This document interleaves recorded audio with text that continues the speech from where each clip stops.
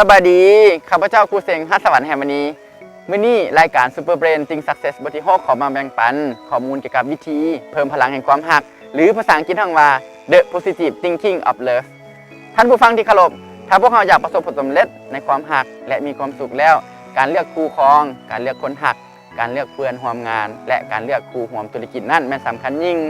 ประเด็นสำคัญที่สุดก็คือข้อหนึ่งเราจะต้องยอมรับในจุดอ่อนยอมรับในข้อบกพร่องของเขาและพร้อมที่จะสนับสนุนจุดอ่อนและข้อบกพร่องของเขานั้นด้วยความเต็มใจ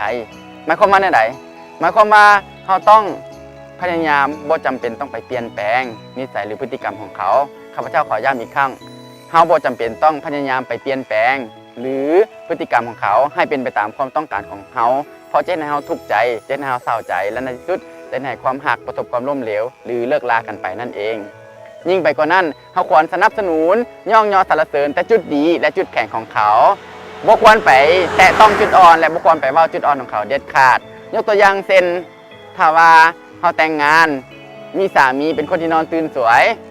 สามีบ่ได้ซอยเราในการแต่งกินสามีบ่ได้ซอยเราในการเฮ็ดเวียกในตอนเช้าบ่ได้ซอยเราในการกะเกียมเพื่อเอาลูกไปโรงเรียนเราก็บ่ต้องคิดว่าเขาเป็นคนบ่ดีเราต้องเปลี่ยนแปลงทัศนคติความคิดของเขาคืนใหม่เราต้องคิดว่าถ้าสามีนอนตื่นสวยแล้วเราบ่ต้องคิดว่าเขาเป็นคนบ่ดีเราต้องคิดว่าการนอนตื่นสวยจะให้เขามีความสุขจะให้สามีมีความจำที่ดีมีสมองที่ดีและอารมณ์แจ่มใสเราต้องสนับสนุนการนอนตื่นสวยของสามีอย่างเป็นทางการนั่นเองข้อที่2ถ้าอยากประสบความสำเร็จในความรักและมีความสุขในความรักแล้วทั้งสองฝ่ายจะต้องเป็นคนให้และเป็นคนรับเสมอกันหมายความว่าใดหมายความว่าจะต้องบ่มีฝ่ายใดฝ่ายหนึ่งเป็นฝ่ายรับและจะต้องบ่มีฝ่ายใดฝ่ายหนึ่งเป็นฝ่ายที่ให้เพราะว่าผู้ที่ได้รับนั่นจะบ่เห็นคุณค่าของผู้ที่ให้เขาจะต้องรักษาเขตแดน50-50อยู่เสมอข้อที่3อยากเพิ่มพลังแห่งความรักให้ประสบผลสำเร็จนั่นทั้งสองฝ่ายจะต้องได้เฮ็ดกิจกรรมที่สร้างสรรค์ร่วมกันเพื่อสร้างความโรแมนติกอยู่ในหัวใจ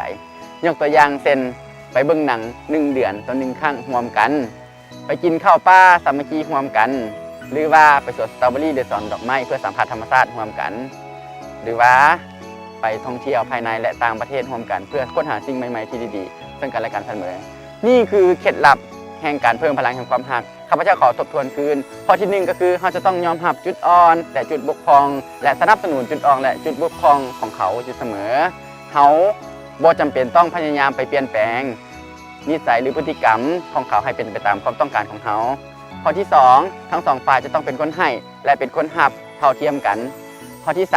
3ทั้งสองฝ่ายจะต้องได้สร้างกิจกรรมที่สร้างสรรค์ร่วมกันเพื่อสร้างความโรแมนติกอยู่ในหัวใจ